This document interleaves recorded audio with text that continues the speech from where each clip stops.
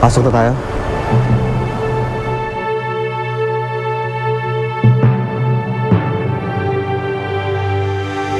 Nandoon naman pala, ma'am eh. Bakit hindi niya pag-share sa iyo? Bakit hindi siya nagkwento na biktima rin pala siya ng tsunami? Tani, ma'am, kasi yung kulit mo na lang eh. Yoya, matagal niya na tinago sa akin yung impormasyon na yun. Minsan wala naman siyang binanggit sa akin eh.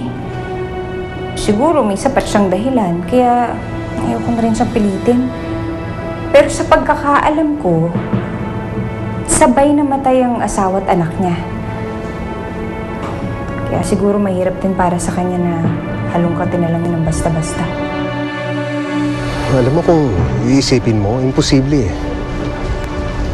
Pero nung nalaman ko doon sa lugar na hinahanap si Hiro at hindi siya ang tunay na anak ni Danilo, syempre pumasok din sa isipan ko na baka nga ako ang tatay niya.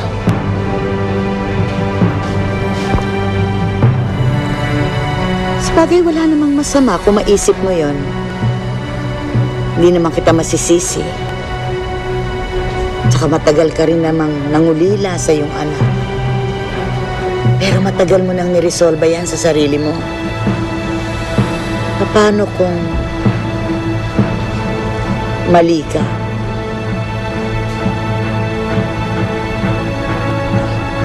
Sa bagay, ilang taon ko din siya hinanap.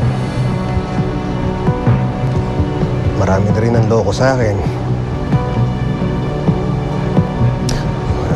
Lola, ayoko na rin umasa eh. Ayoko na umasa.